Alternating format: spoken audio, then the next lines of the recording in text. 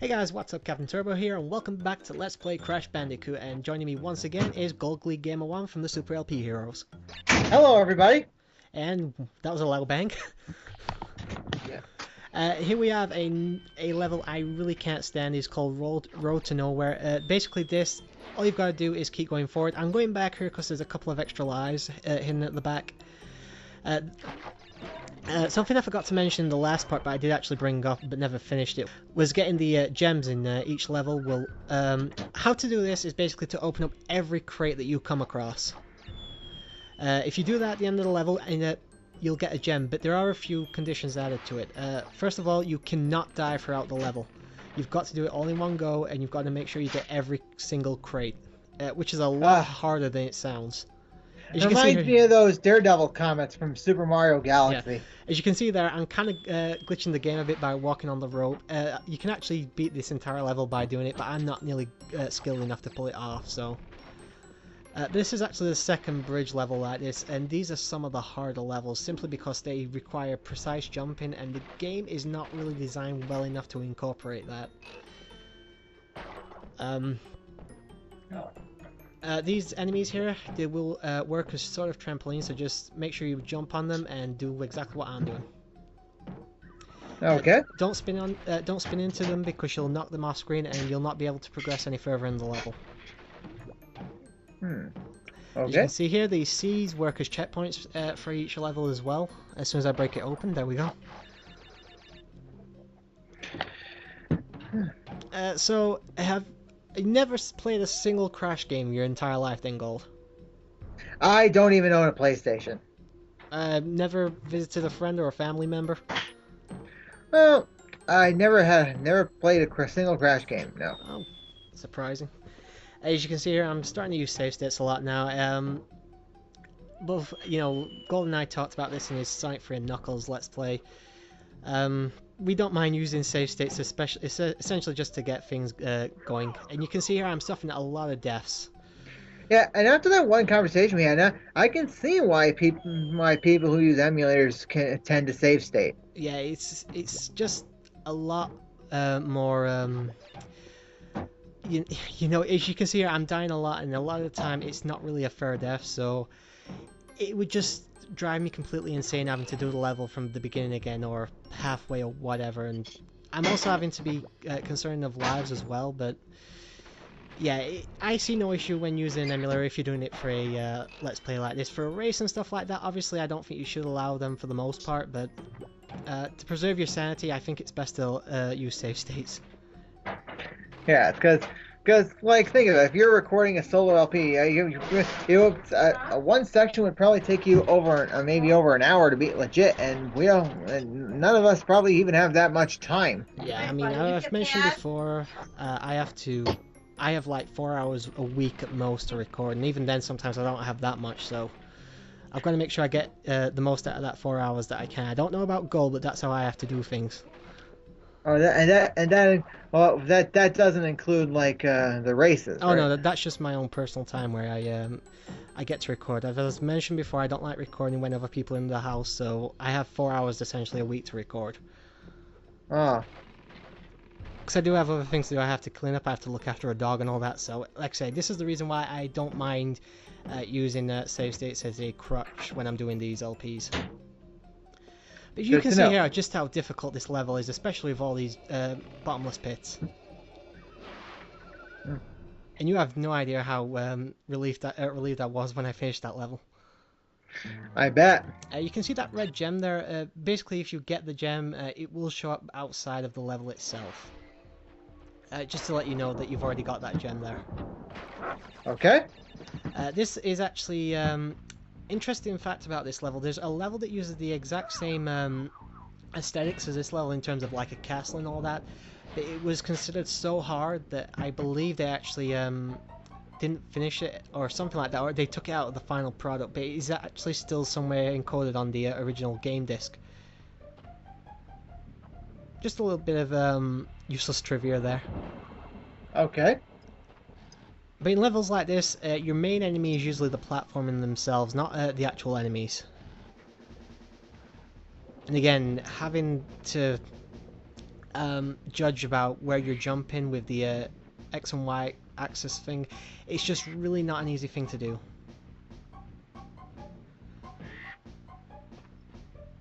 So, very much like I asked you with, you said obviously you never had a PlayStation before. Graphics-wise, how do you think this looks, especially for an early PS1 game, Gold? Oh, it actually looks amazing. Yeah, you think so? You'll think, Yeah, hey, you'll be surprised at how much better it gets, especially with the two Crash sequels that came out. yeah. As I said, this was early.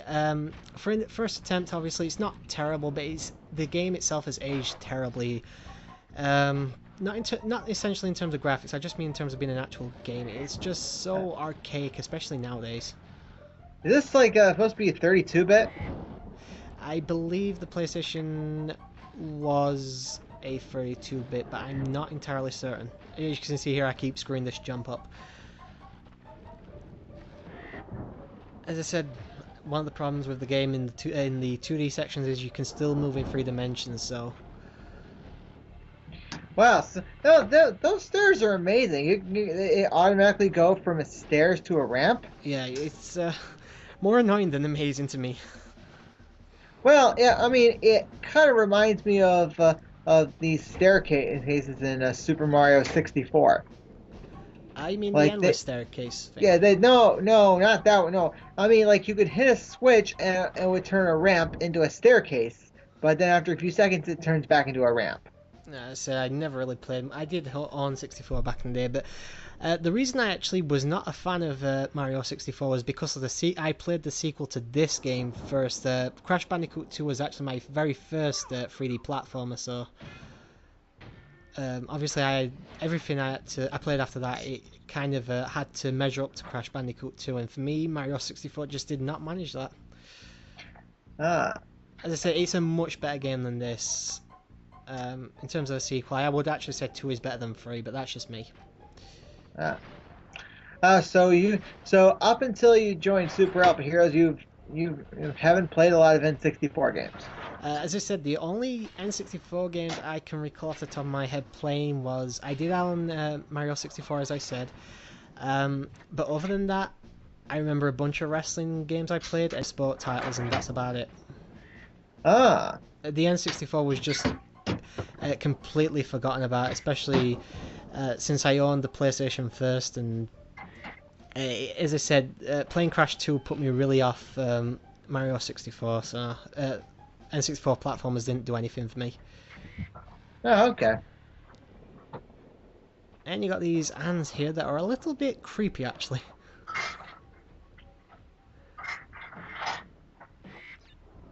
So there's some of the, you can see here the tokens I keep getting was that man right there was the embryo tokens. If I got 3 of those, I would end up going to a bonus area, but as I said, I'm not doing that because the emulator will crash if I go into the bonus areas.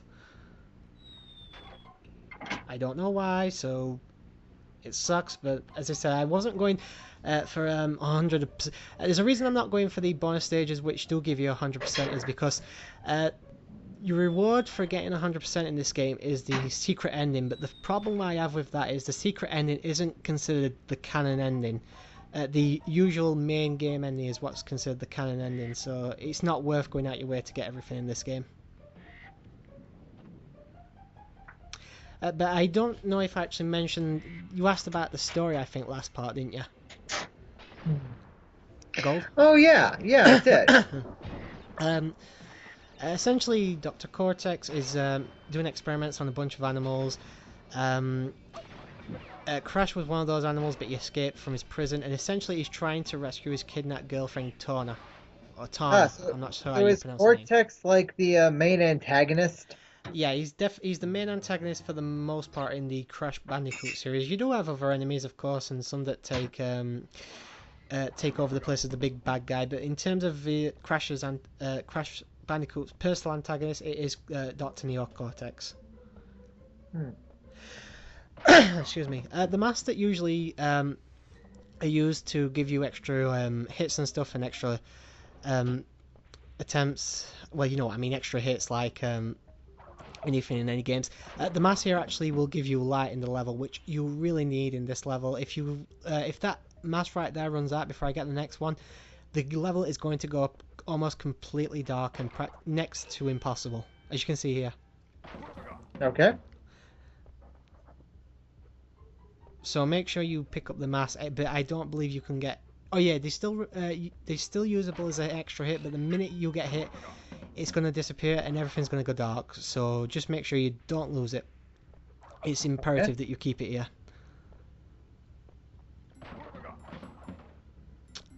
But I remember, and you can see that I was rushing and I forgot that there was that platform.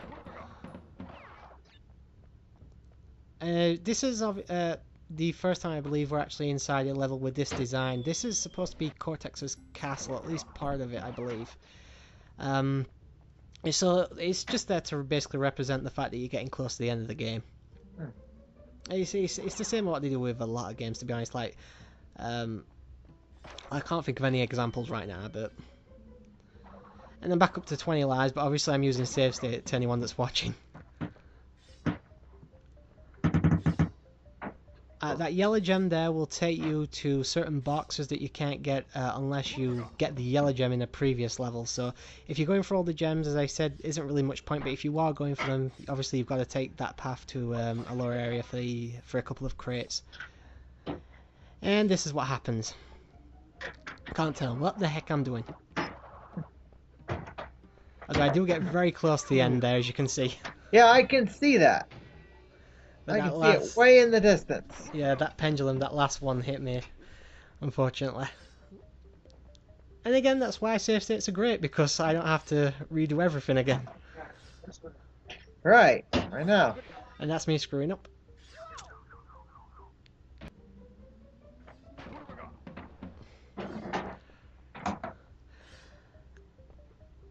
If I remember, I was pretty much just swearing constantly at the screen at this point when I was recording it. Why, were you upset with it? I was just getting so frustrated with the fact that I knew I was so close to the end of the game, at least within 20 minutes close to the end of the game, and yet I was just constantly having stupid deaths over and over and over again. Things that really shouldn't have killed me, but oh, you know, I know there's one section coming up later that absolutely tear my hair out. But that's the end of the level. Okay. And obviously after each time you beat a level, you'll be sent back to the map screen. Alright, Jaws of Darkness next. I don't know if you've actually got the music playing or not, Gold. No, I don't. Alright. The music is, how can I put this? It's very, what's the term I'm looking for? Tribal kind of music. It's got a lot of drums and beats to it, like kind of similar to Donkey Kong Country, actually. Okay.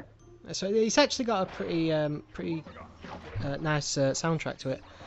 But these are probably my least favourite levels in the entire game, of the tomb levels, simply because it's too dark, it asks too much of you in terms of platforming like that, and there's no real depth perception to anything when you jump in here, so it's really pretty difficult when it doesn't have any right to be. It's just bad design in terms of game.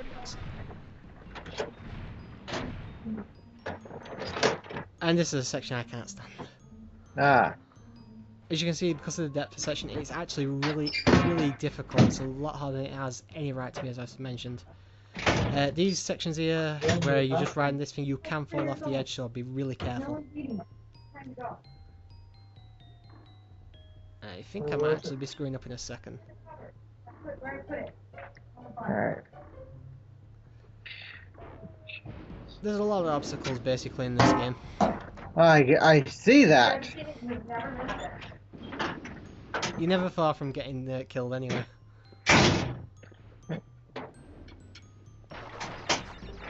The TNT crates, as you see there, don't spin into them under any circumstances. They'll basically result in either a hit or a death. To activate those, all you've got to do is jump on them, and it'll basically count down from 3 to 0 and they'll explode. As long as you're far away from it, doesn't matter.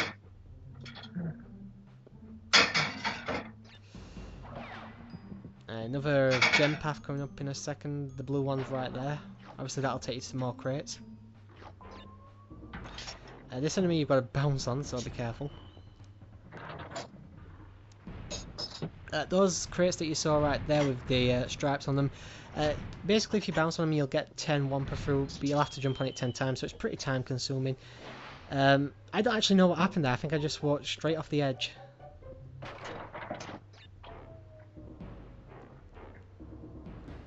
And I did it again. Ah.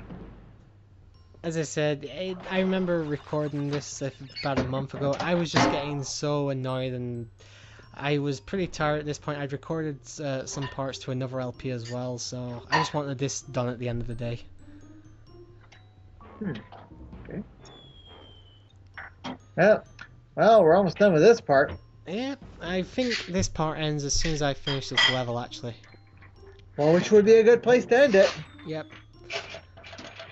I think after this I ended up going and getting myself something to eat and drink, so I had to calm myself down. Okay. Yeah, well, yeah, I was saying, see, after we finish this part, we could take, like, maybe a couple minutes break. No, I mean, when I was originally recording it, I had to take a break, because it was just frustrating as hell to record. Because of all the deaths and whatnot. Ah, I bet. You saw there, I had a mistimed jump and ended up dying anyway, so... As I said, I was just... And as I mentioned before, because of all the problems I had with the videos going missing and computer crashings and all that, and audio file going missing, I was just so sick of the game at that point. I'd played through it about 4 or 5 times. And while I do enjoy this game, it's definitely the weakest of the PlayStation trilogy, and I just wanted it done. Oh. It's like playing a game you enjoy but not enough to constantly play over and over again, and you have to play it several times over. It just gets frustrating after so many times. Which is why on the last attempt, which was this, I just put which you will see the actual password itself in the last part, I should say. Okay. And the snake hit me. What a surprise! As you can see there, I spun the snake, and because it hit the TNT crate, it exploded, and I got burnt.